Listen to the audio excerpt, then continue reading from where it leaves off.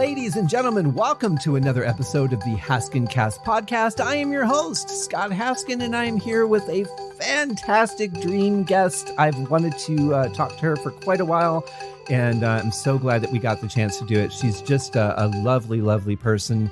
You guys probably know her best from her work on the show MASH, where she was on for 11 seasons. Just an amazing run of emotions when you think about the character of Margaret Houlihan and everything that she went through the seasons, from being the strict nurse to being human to taking care of a dog in one episode where she was really affected by what happened with the dog, and then the different people that she'd had in her life, like Frank Burns, and how she was kind of a giddy schoolgirl around Frank, and then but when it came time to be a nurse, she buckled down. She was stern, leading the nurses, doing what she had to. So many emotions with that character.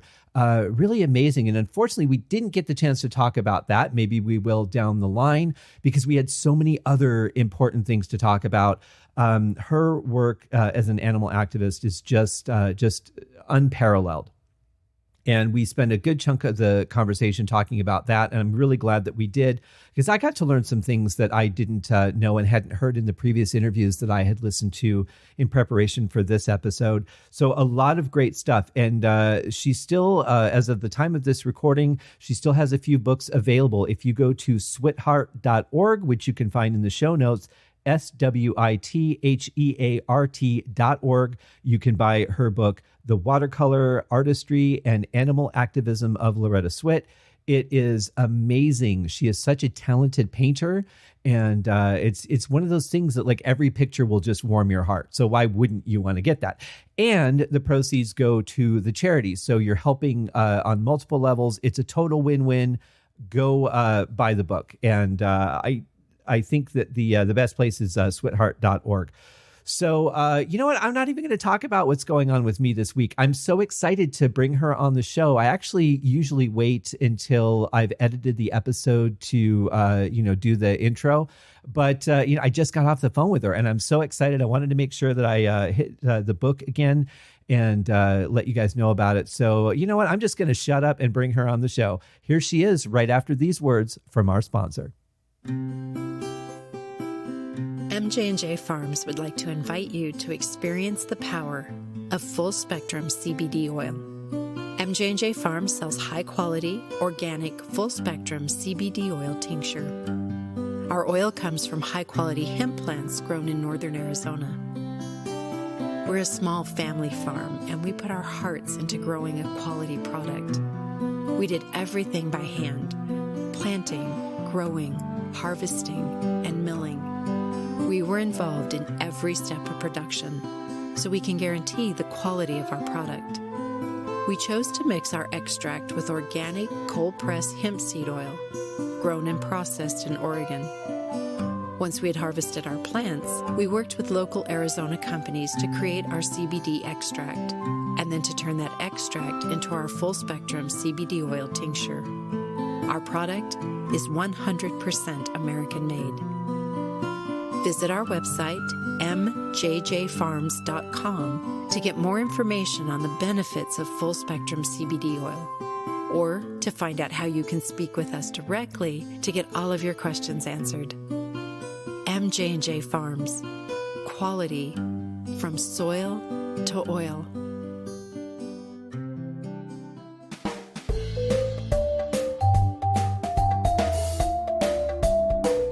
All right, ladies and gentlemen, I am so excited to bring on my guest. I know I say that every week, but this is like tenfold for me. I've wanted to talk to this wonderful lady and talk about all the amazing things that she's doing to make the world a better place, and all the things that she's done in the past to make the world a better place. Let's bring on my guest, Loretta Swit. Loretta, how are you today?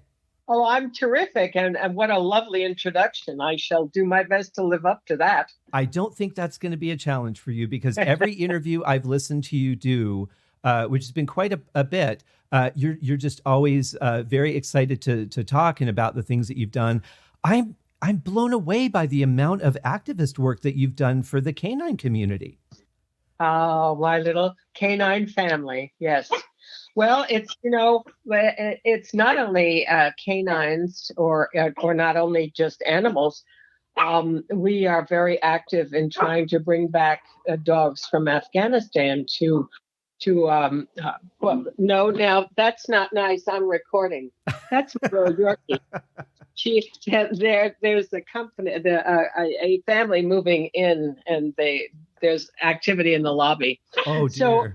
So yes. So anyway, if you don't mind her, now I want you to keep quiet because I'm working. Okay. Are you talking to me or the dog? No, I'm talking to little Angel.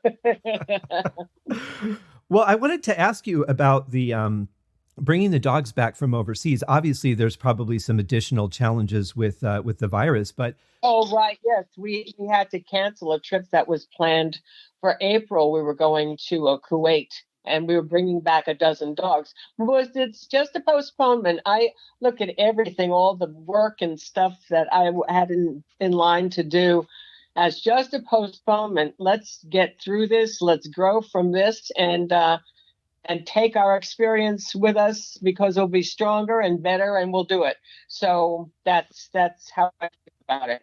Now, I live in New York. I'm not sure if you know that or whether you'd say that, but we have this incredible man, this incredible leader, Governor Cuomo, and to listen to him straight talk and tell us, and it's been inspiring, and I'm grateful for having had the experience of working with this man every day. At 11:30, he gets on and he gives us a recap, tells us by the numbers, gives us data, treats us all like adults, and he loves the state, and he loves this city, and he loves New Yorkers. And it's just so inspiring to have an official be that way.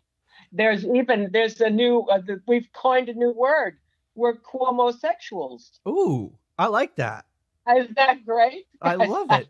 Well, that's a big difference when you have somebody that is guiding you in anything that you're working on. If you don't have a good director, it's kind of hard to muster up the ability to play your character. If you don't have a good leader, it's hard to know what to do or how to help. That's really inspiring that you have that in place. Yes, it has been. And it's kind of finding the good to come out of this, as there always is. There's always good that comes out of evil. You make lemon, into lemonade. There's always that, and that's what he encourages us to look for.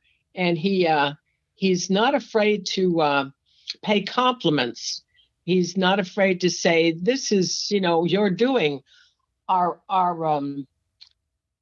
as you know, we've this new language. We have flattened our curve more and more and more, and been so careful with protecting us, not opening everything up too fast and so forth. But anyway, I know you don't want to take up time to talk about the crisis because we're living through it. But I think what's great about him as a leader is he helps us find the strength and the goodness in a bad situation, and we will all be better for it. We will grow from it, and that's his whole deal. That's how he projects himself, and it's wonderful. It's wonderful. That kind of positive energy really does make a big difference, especially as a leader. But just the idea of how hard you guys have been affected by this virus in New York, it's good to see that everybody's kind of pulling together and doing what they can to make this go away.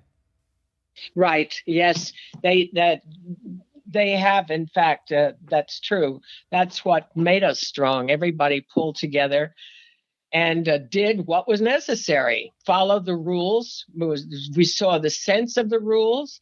And, how dare anybody feel it's inconvenient or unattractive to wear a mask when it means you might be saving your life or somebody else's life? I mean, it's absurd. But, one evening I'm channel surfing and I come across The Diary of Anne Frank on Turner Classic Movies. And I think to myself, now here is a perfect example. This is a 13-year-old girl. And what did she do? She's in hiding for how long in an attic where there's no space. There are two families hiding in this little space. During the day, they could not walk or talk because people were working in that building. Mm-hmm. They could not walk or they couldn't eat until late at night when they were smuggled in food.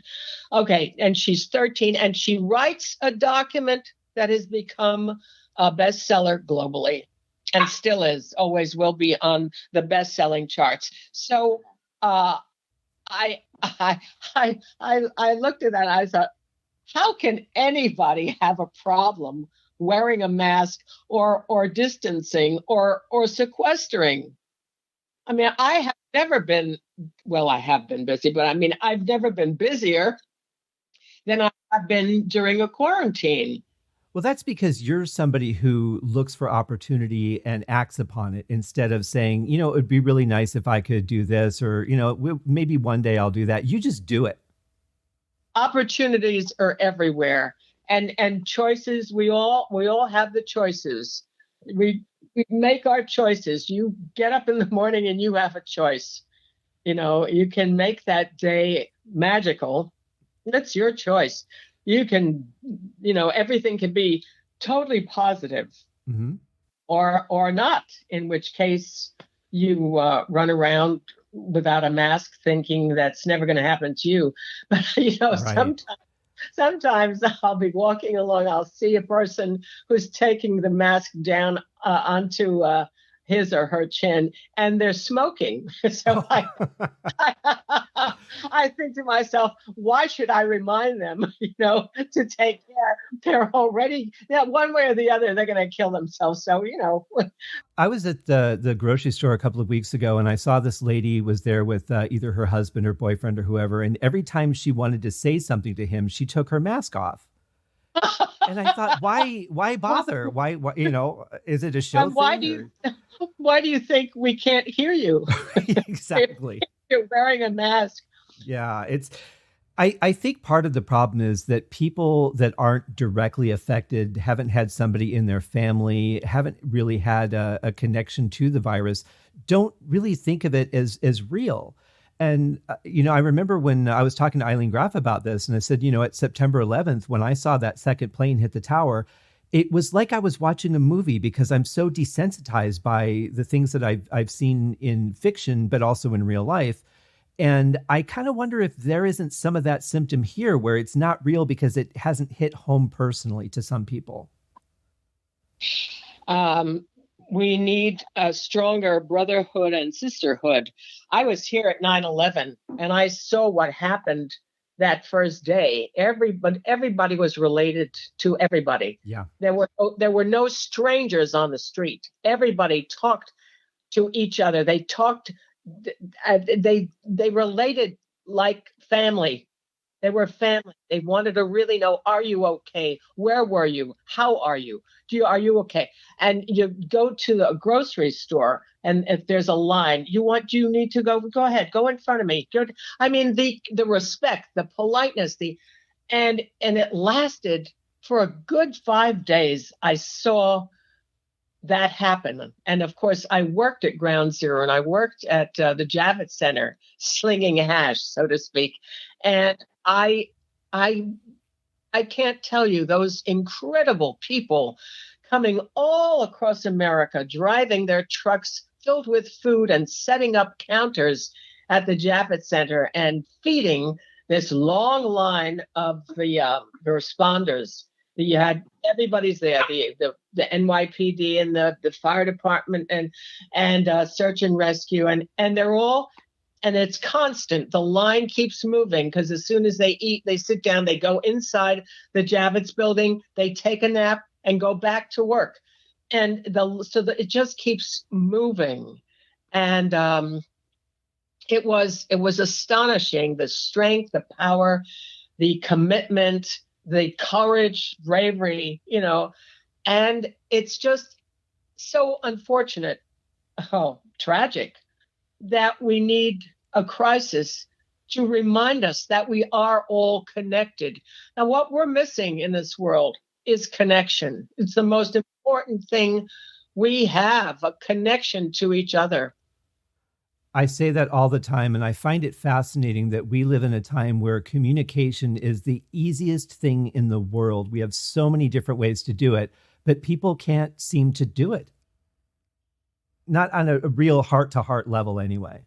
You're right about that. We have never had such incredible technology where you can talk, or you can send a note to your friend in Japan or whatever, and it's 3 a.m. here, but it doesn't matter. And but it's yes, the technology is superior. It's fabulous. It's funny. We were talking about this on a podcast the other day, and I that didn't say it quite as well. It was that quite as well as it was in the movie that I was quoting. The Scopes trial they did based Inherit the Wind. It's a great play and then a very good movie based on the trial that the school teacher wanted to teach evolution, and in this rather backward, very religious community, they thought it was sinful. So he was on trial for his life, really his career. And Spencer Tracy, of course, the greatest, had this beautiful speech, and he talked about progress. And he said, I like to think that somewhere God is giving us a trade-off. God says, all right, you can have the telephone, but you will lose the charm of letter writing, lose the charm of reading and communicating that way.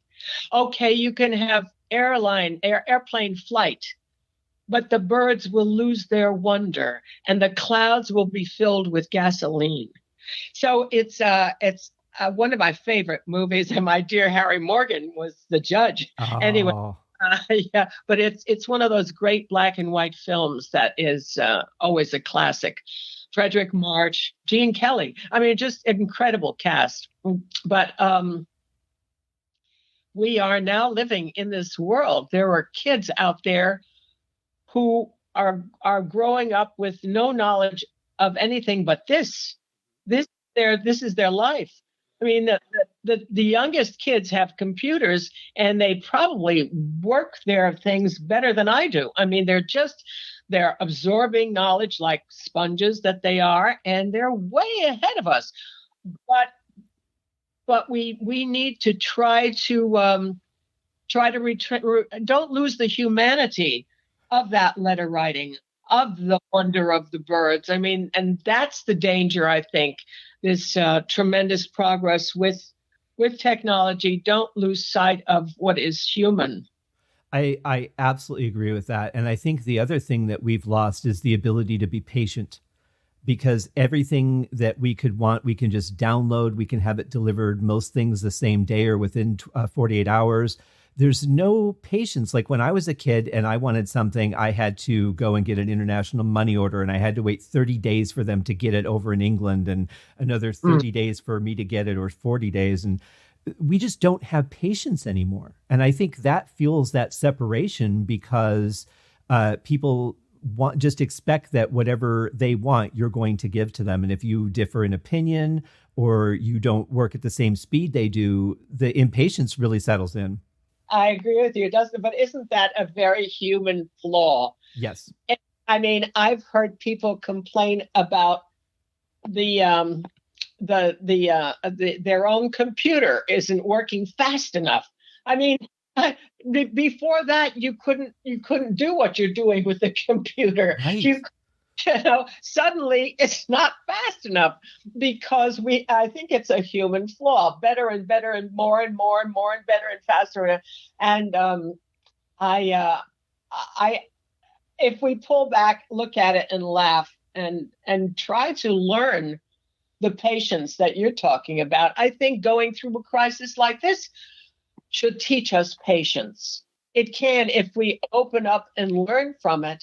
It can teach you great patience, and but it's all part of the same thing. You and I are talking about the same thing, that we can make lemonade out of lemons. Right.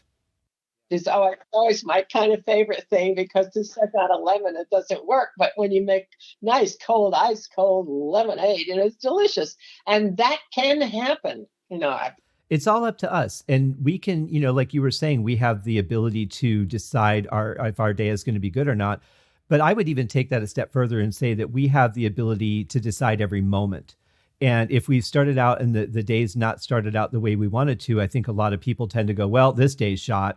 And you can just stop and go, I'm going to turn it around right here and make the rest of the day great. Right. But again, that's really the same thing. It is. It's a flaw. We try not to allow ourselves to get so spoiled, but by our tremendous intelligence, our tremendous science and progress. But hang on to the reality. The important thing is it doesn't have to go faster than that. Right now, as fast as it can go. Let it go. Enjoy what you have. And in the back of your head, sure, it's going to get better. It's going to get faster or whatever. But I think, but again, when we're talking about a human or a flaw, that's again, not to lose touch with your humanity. Right. Yeah, that's very true. And it is easy to do in the world of technology where we could send a note to somebody, but you can't really read the inflection in it. So it's very easy to misunderstand what somebody's saying. And instead of just clarifying it, our reaction is, well, I'm going to get angry and I'm going to respond. And just take a step back and take a deep breath. And the world, it's not as bad. Yeah. What did they mean by that? Is that really, I personally have got to, like Mike Farrell, I'll call him and he'll say, oh, hi, what's up? And I'll say, nothing. I just needed to hear your voice. We're on the emails every day, several emails a day. But sometimes that's simply not enough. And I like to think that's my humanity taking over, saying, I got to hear Mike's voice. I want to find out how Shelley is. I want to have the kids and what's doing and what's going on. And, and I don't want to read it. I want to hear him tell me. I want to hear his voice. Mm-hmm. I highly agree with that. I wish we could record an audio letter and just send that instead of a text or something. I suppose we probably could do that. But I was about to say, I'm pretty sure you can. Yeah. they're so way ahead of us. Right. Well, I wanted to ask you, you were talking about bringing the dogs back from overseas for the soldier. Right. Do the dogs only serve the one tour with that soldier, or do they go on and work with several different soldiers? No. Oh boy. Listen, the dogs, they can do 7 tours. Wow. I believe. I did no. They, it's not easy, but they're wonderful and they're devoted, and that's their DNA. This is what they do. They help and serve and save and protect, and they're amazing animals. Sometimes they can actually be reunited with a first handler, but it's harder to do that because so much time has passed, and that handler may have adopted, let's say, or been reunited with a dog down the line that he was the 3rd or 4th handler with. I mean, it's a little complicated the way it gets. Also, there are companies that actually own the animals, that actually have trained them and sent them there, and the handlers have bonded over there in Afghanistan. So it's a whole different set of rules. We then have to sometimes buy the dogs back from that company, you see. So it's very complicated. I know a lot of this stuff, but I'm focused on the results. I'm not so caring about the whys in the hows. Let's get them. Well, if you focus on the result, then you're going to get the result. That's if you right. focus on all the problems, then you just get more problems. You see, they can't go back for any kind of reunion to begin with because they need rehab. Right. We have this lovely center in Houston. And We have trainers, and these dogs need to be no, they have to go into rehab. They come back with PTSD. Sure. And people don't realize that. I mean, we don't want that dog to be in the middle of 4th of July and think it's a battle, So they need to be retrained and rehabilitated. But the beauty is they can be. That's part of their DNA also. They can be and turn into. But the other thing is there are so many retired vets who want those animal companions, need those animal companions. And that's what they will turn into. Dear friend of mine, Marine Corporal, I did a painting of his dog, Harley. When I met Harley, he was still serving. And he, I always call him he. It's such a male name. She never took her eyes off of him. And he was in no danger. We were at the Emmys, actually. But she just was there for him. You could pet her, but she didn't care and should walk away or whatever. It's not what you do to them. So, so now months and months and months go by, and I'm visiting him at his home, and he has had a child.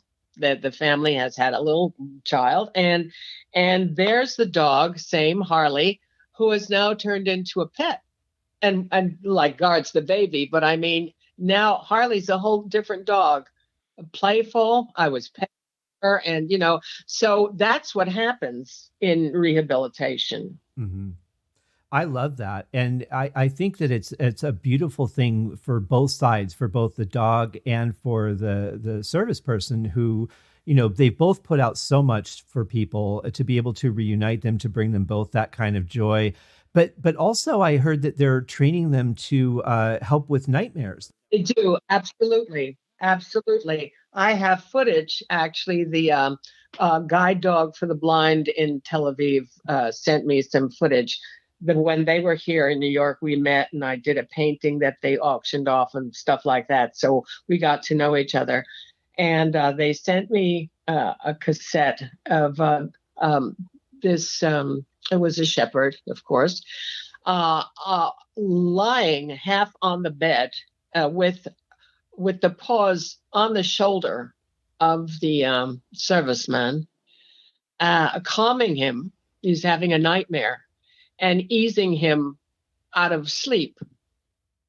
You know what I'm saying? Right, yeah, because you can't startle them when you're having a nightmare. Right. That's the worst thing. Yeah. But it's a big dog and heavy, and so kind of he put his torso on half the torso on the body of the serviceman, and controlled it so that I remember some of the POWs told me that when they first came home, they had terrible nightmares, and they wouldn't sleep with their wives because if they thrashed around or, they were dangerous. Mm-hmm. So in much the same way here, the dog just kind of throws his body on top of the vet and wakes him gently out of the nightmare. So he's got the contact, he sees the dog, and he knows where he is. He figures out he's not in the middle of a battle, or So yes, they're remarkable. The animals they're just remarkable. I absolutely love that. And dogs especially have always had a certain empathy that I don't really think that you get with most other animals. And I think that was kind of the perfect choice of maybe why they were paired up for this kind of work in the first place. But is there anything being done, or has the process changed to where when the dog is done being in service, that instead of having to go through this process that you're going through, that they are immediately moved? Or is that still something that's just going to go on the way? Now, hopefully that's part of the process. There are several organizations that get their turn. Mm-hmm. So after rehab, we may hook up with an organization that has a waiting list of vets or just people, who want to be hooked up with a service dog. So now the next step is, let's see who's compatible, and then let's find a team that we think has possibility. The next step is they go off for training together. They get to do training together. I mean, I've seen, dogs serving paraplegic. They get up in the morning, turn on the lights, and pull down the covers. They're companions. They're total companions, and it's so the training that they would have. They go off for 8-9 weeks together, and they train together. And the dog learns what the needs are. The vet learns what his needs are, and there they are, and they're a team, and that's it. It's a win-win situation. Sure. And that's a bond that you just can't touch any other way. There's nothing else that would create the magic between those two beings. That's right. There's also a wonderful idea of taking shelter dogs and training them, so they say, out of shelter into service, and we do that too. We have the facility to do that too. There are certain breeds that have that DNA, built in. Shepherds are great military dogs. Shepherds and shepherd mixes. I've worked with search and rescue people. They do best with retrievers and retriever mixes, and not shepherds, interestingly, but the retrievers for search and rescue, those teams that fly all over the world in crisis areas and dig people out of the rubble of a tsunami or an explosion of some sort of whatever. So those retrievers, just you get out there and dig them out, and and I've seen them in training. I've seen the little babies, in training, and it's really a blessing. It's a remarkable blessing that we have with these animals. I love that there's people like you that are out there doing this work, because it's something that a lot of people like myself, until I heard you talk about it, it just never even occurred to me. So thank you for being part of that and heading that up and having such a focus on it. I think that's beautiful work. And for those of you that are listening, you can go to switheart.org. We'll have that link in the show notes. You can see how you can help. And one of the ways that's another win-win is this beautiful book called The Watercolor Artistry and Animal Activism of Loretta Swit. And you have done some amazing paintings in this book. I'm blown away by how good you are. Oh, thank you very much. Yeah, I'll tell you the truth. I'm untrained. Sometimes I finish a painting and I'm blown away. How did I do that? That's really amazing, Well, I do the same thing in music, and I think sometimes you just get in a zone and you don't overthink it. You're just there. Absolutely. I have friends who write music and they don't read music. They don't write music. They compose. Two of my friends compose, and they can't read music. But I understand that, because I can't teach somebody how to paint, because I don't know how. but it's not. You know what I'm saying? It's a different thing. It's almost like the street smarts version of being an artist. Like you don't have to go to school to know how to create, and your technique develops over time, and you'll pick up little tips here and there. But it's the passion that really comes out, and in every picture I've seen. Just wanting to do it. It's simply just wanting to do it. That's all. I've always teased people. They say, "Gee, I wish I could draw." They'll look at my painting and say, "No, you don't." And they say, "What do you mean?" No, if you really wanted to do it, you'd simply do it. That's what happens. When you're not schooled, as I am, you just do it. I wanted to, so I sat down and I did it. So I say to them, if you really wanted to do it, you would do that. So don't kid yourself, because you're not kidding me. when you say, "Oh, I wish I could do that." If you wished hard enough, you'd be doing it. "Oh, I can't." Straight line is another one. You don't have to. We use a ruler. It's Right. it's just not saying things without thinking, just by rote. Right. If the passion's really there, you'll do it. If it's not really there, then it isn't as important to you. But then you do something else. Right. That's the thing, you see. Yeah, So you find your passion.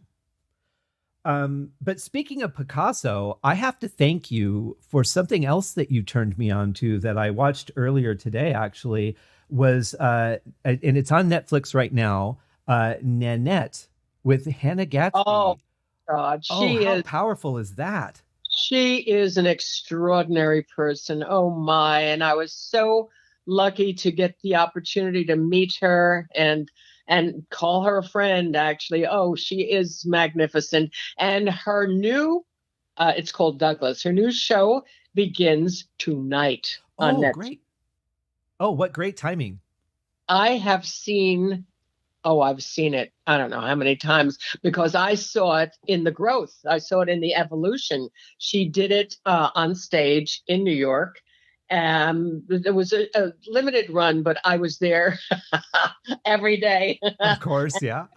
Honestly, don't know how many times I saw it, but I was able to see the growth, the difference, the changes. This was working better because she did this or whatever. And I saw all of that. So I felt like I was in on it, and they had the most remarkable happening.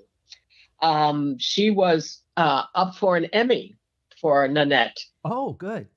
And they put a big screen in back of her as she was performing in the theater. There was a big screen that was prepared to take the projection of whether she won or not. Oh. And she did. So she was busy talking to the audience, and suddenly they burst into applause. And she turned around and she said, "Oh my, oh my." Oh, how awesome would it have been It to was be there awesome. that night? Yeah. Well, it was awesome. The thing is, she also won the Peabody Award for Nanette. Mm-hmm. And she's fantastic. She's just fantastic. It's a very, very powerful, I hate to call it a comedy show because it is, but it's not. Right. No, it definitely is. The only thing I'll say to people that are listening is watch it. And if it upsets you, you're exactly the person that should be watching it. That's very good. Thank Speaking you. of upset, come over here, sweet. That's true. That's true. Yeah. I was just blown away by how powerful her words were. And it's definitely something that I highly recommend to everybody. But, it's another one of those things that goes to show that life is really all about perspective, and you can change your perspective at any time if you want, and you can do things that make the world better, or you can not do things that make the world better. It's really up to all of us as individuals, but as a group, to encourage people to want to do better. Well, the power that she had initially to announce what she planned to do, and that was give up comedy because she could no longer tolerate putting herself down. The self-deprecating humor was not humorous. She said it was humiliating. Right. And but to make this announcement at I don't know if you know how large the Sydney Opera House is, but it was full, and there she is, this single little creature, and I mean, thousands of people. And anyway, she makes this announcement, and then jokes about it and says, I don't have a fallback. I don't know what I'll do. Right.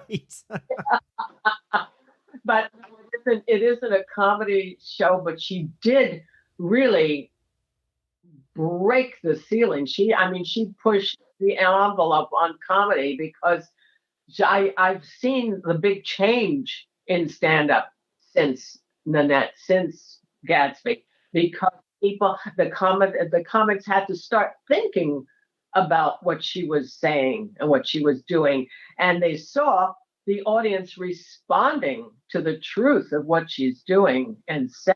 And Yes, it's a very beautiful thing to watch unfold. But I think there's certainly and a producer told me this one time. They said it's comedy is a great way to deliver the truth because you're kind of relaxing people, you're putting them in a joyous state, and then you hit them with a little truth. And she did it in a very powerful way. I think you could do it also in a subtle way that won't have the same impact. But I think comedy is a great sort of a candy coating to deliver something. Oh yes, there's another. I like to discover people, and there is on Netflix a gentleman by the name of Mike Barbilla. Now I'm pronouncing it correctly. He does not, and it's his, but it's Birbiglia, and it's like Modigliani. You don't say Modigliani, but he pronounces his name Birbiglia. I don't. If ever I meet him, I'll tell him that I choose to pronounce his name the correct way. He's Italian. But he has a lovely, lovely show. And I realize what I respond to with him is that he's so unangry, and it's more than charm. He has the he pulls back and smiles at his own joke or at his own flaw, or in a way that is so appealing. And the show that I saw, he talked about not wanting to have children ever because he gave you all these amazingly funny reasons, most of them honest and true, but his delivery and his he writes his own materials. It was just a winner. And I thought overall that's what it is, though. He connects, which is important, and he's unangry. And I find that very appealing. I'm looking forward to watching this now. Yeah. You mean the new Gatsby is called Douglas. Douglas, okay. And I did a painting of Douglas, the name of one of her dogs, and the painting, and she makes rock animals, so she made me a shark. She sounds like a really cool person. No judgment. She says, I know you like shark, so I made you a shark. But I'm working on the second edition of the book, and so Douglas, I have to say, it's at that point in time, it was my best work. Oh, great! It just came out. It was amazing because Douglas was not easy to paint. He's a water dog, basically. He doesn't shed, but his fur comes out like curls, like braids and curls. It's just very difficult to capture, and also he's many colors. He's like a little brown and a little gray and a little black but I took my time, and my deadline was only I wanted to get it to her before she went on tour, and so but Douglas is beautiful, beautiful. I love that she loves dogs. Of course she would, Are these one of the two dogs that she had at the end of Nanette? No, he wasn't there. Oh, okay. She sent me some photos, and I did, a combination of the photos that I had, but they were color. I could see, I have. Oh, it was so scary. I should have really looked at Douglas before I said, I'm going to paint Douglas for you. Oh my God. And I did this, I have from time to time committed to things I should have never committed to, and then went, oh crap, I have to do this now. I can empathize. I want to ask you, we talked a little bit before the show. I loved seeing you on Match Game. And part of the reason that I loved that was because, for one, I mean, you're just so much in the moment. You've got these beaming smile. You genuinely want to do the best job you can do for either contestant that, because you're not competing, you're there to help everybody. But I loved watching your genuine, I want to do the best I can. We're in this together look. Well, that's what those shows were all about. Everybody did those shows for fun. It was fun, and you did it on a weekend, and it was so easy to have fun. And usually the other guests were great friends of mine. Sure. And so it was a treat. It was a treat. Well, I mean, you're sitting next to Richard Dawson, who's hilarious. Right. How could it be a bad day? Indeed. Now, not to go a little dark here, but when I'm watching the shows now, looking at them from the perspective of 2020, there's a really weird vibe on some of these game shows that were done in the 60s and 70s and 80s, where it's kind of really touchy-feely, a lot of sexual innuendos, stuff that you really couldn't do today. Do you look at that now and feel that maybe that's a little weird if that were to happen in today's world? Are you talking about Match Game specifically? Yes, very much so on Match Game. I obviously, I confess to not watching it at all. Mm-hmm. I saw it then, but I always felt that Gene Rayburn was suggesting 3 or 4 other things than what the reality was. Yeah. I always felt he was on the edge there, Yeah. And but I guess it didn't affect me. I didn't, and I also didn't play into it with him. Mm. I usually looked like I was scolding him or something. I also loved The Pyramid. And that was another one where it's very much just, you're like, we're in this together. Let's get this done. And I always felt such a charge watching you on that show. Are you Match Game, you mean? No, Pyramid. Pyramid was fabulous.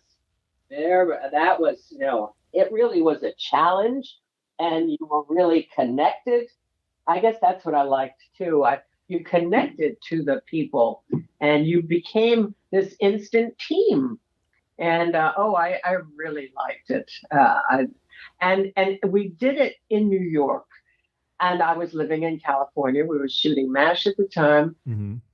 I would fly in Friday night after the last shot. Friday, I'd get on what we call the red eye, and I'd land in New York at 6 a.m. or something.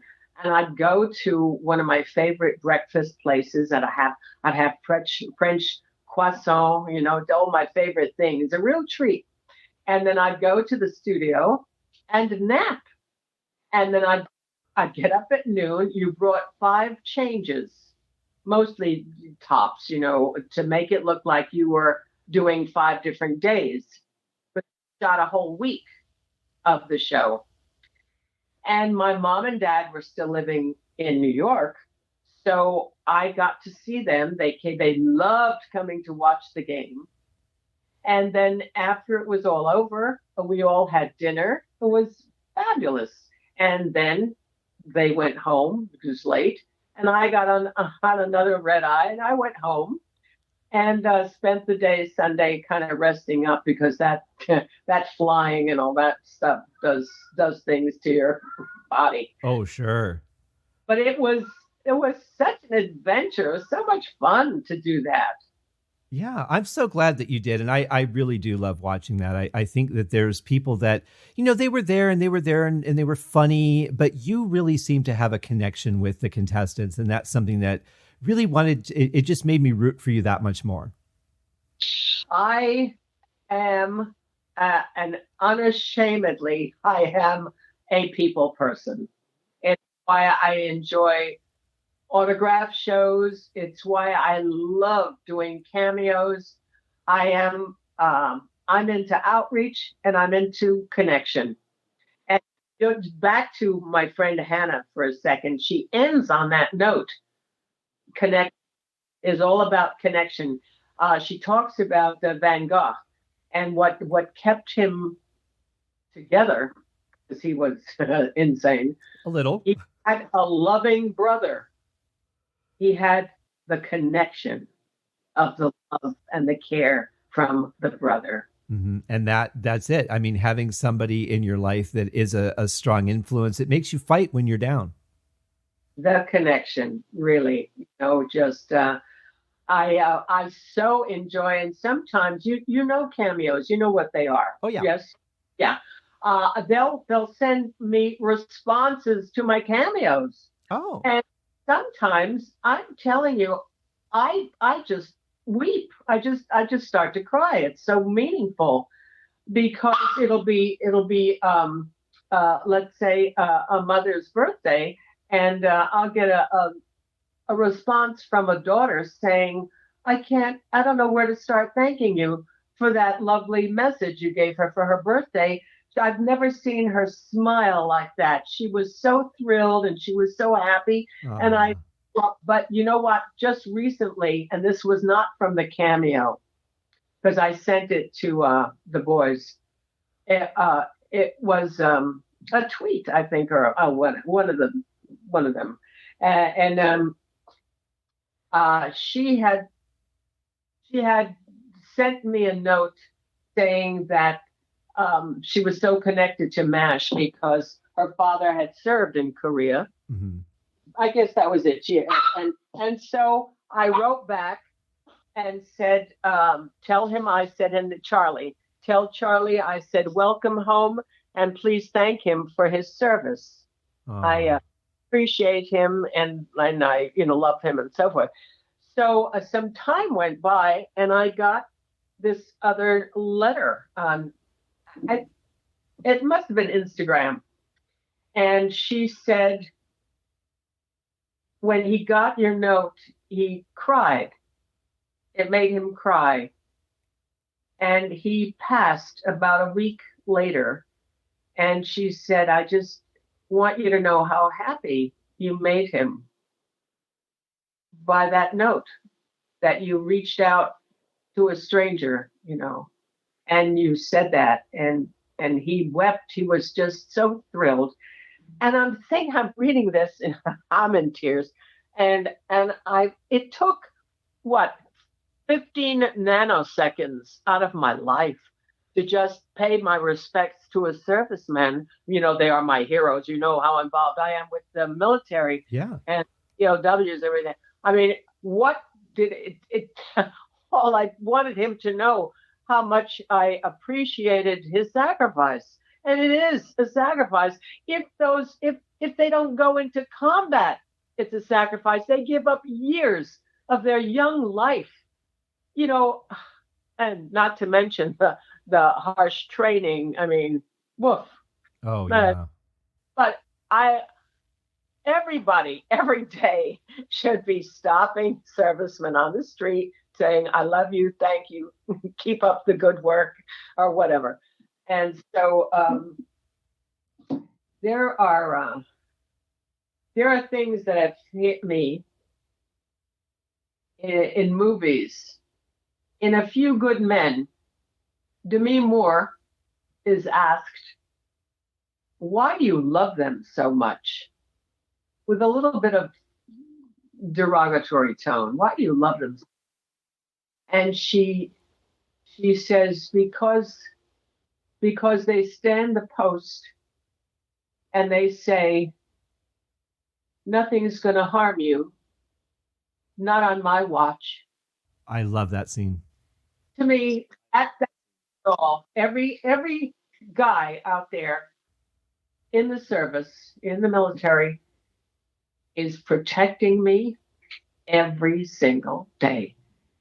And I am obliged. I must tell them what it means to me. I have to, and we all should do that. But anyway, so but that's my thing, to make sure they know.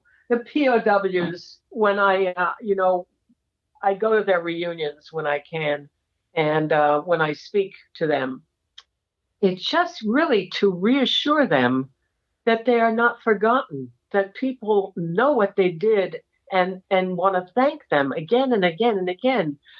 What they went through, we can't wrap our brains around. Trust me.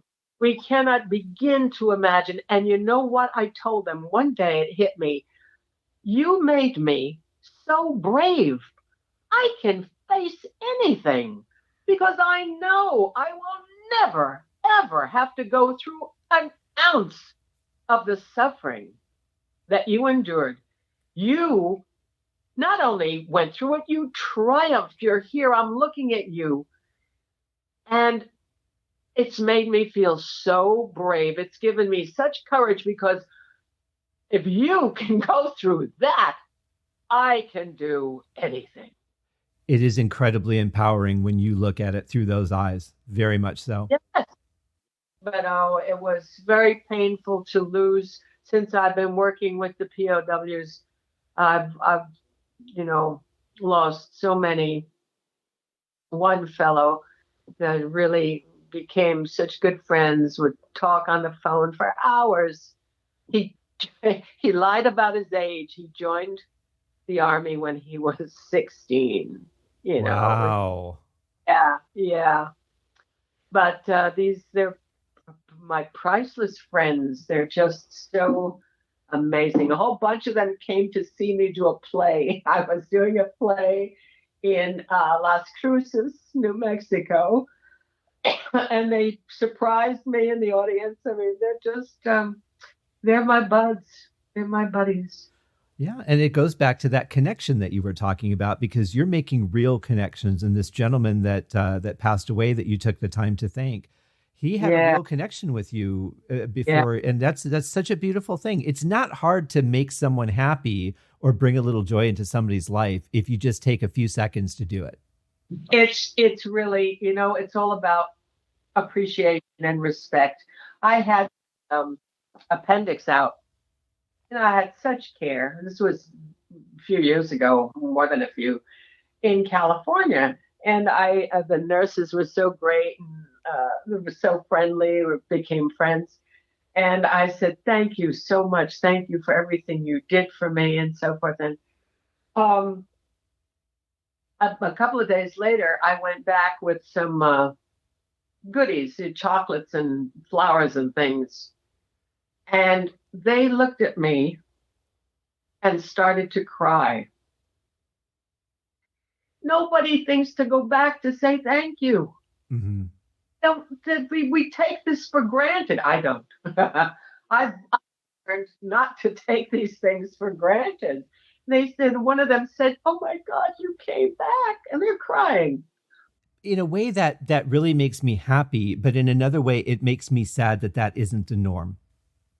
But it can be. It can. See, but what the crisis has taught us, I mean, you don't know what happens here at 7:00 every day.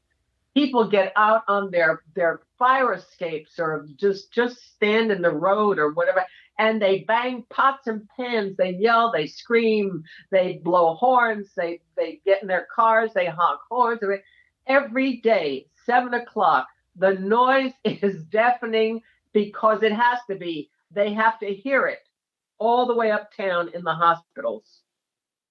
This is our way of saying, we know what you're doing. We love you. We're making noise because we can't just say, thank you. This is our way of letting you know you're in our heart. You're on our minds. You're in our thoughts. And they do this in New York, in Manhattan, every day. It's amazing. The camaraderie that goes on in New York is so different from anywhere else.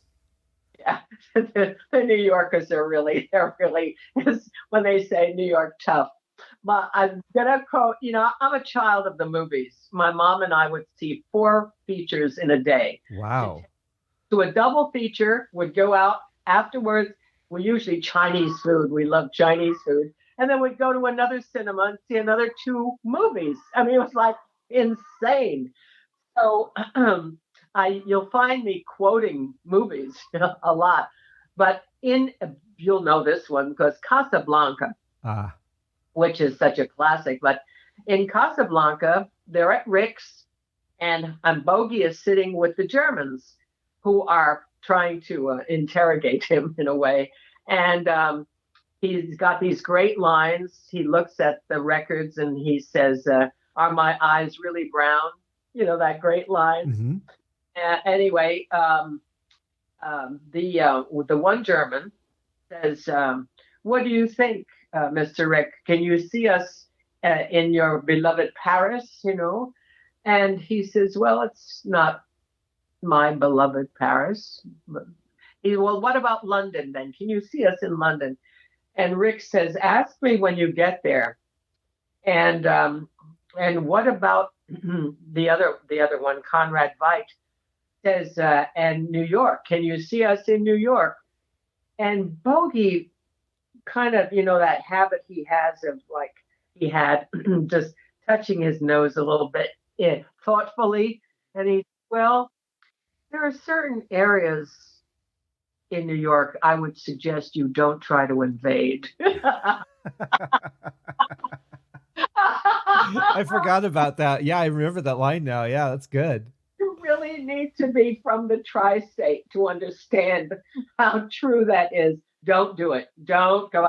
I was going to do a little cartoon showing the virus, the door, saying, "We're New Yorkers, get out of here. You don't invade us here. Goodbye, COVID, there's the door, out.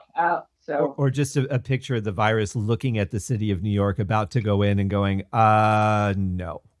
Yeah, or scared, like, Right. I can't go. Woof.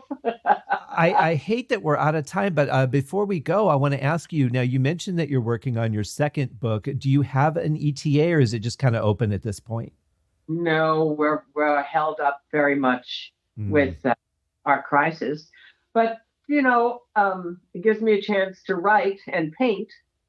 So hopefully when my printer is back in production, we can hit the ground running, So, but it'll all depend on when we can open up and start, printing. Beautiful printers. They do beautiful, magnificent work. And those paintings of mine they really write themselves. There's the experience that goes into the painting is it just writes itself. Yes, for sure. And I'm really excited about it. I hope that when you release that book, you'll come back on and talk to us about it. Oh, yes. Oh, I will. Yay.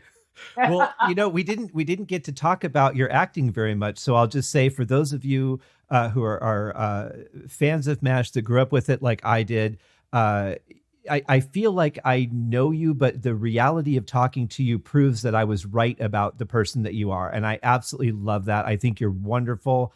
I love that you're putting so much good into the world. Thank you so much for coming on the show and for just being who you are. You're awesome. Oh, well, thank you so much. Thank you. My pleasure. You have a great evening. I will. Bye-bye. Bye. What just a lovely, lovely woman who's out there working her tail off to make this world a better place for people, especially doing things that, things I wouldn't have thought of. Like I wouldn't have thought about service dogs and the people that need them. It just would not have occurred to me. So I'm really glad that she's out there just working so hard, rallying, making things happen, and making the world a better place. Thank you, Loretta. Thank you for coming on the show.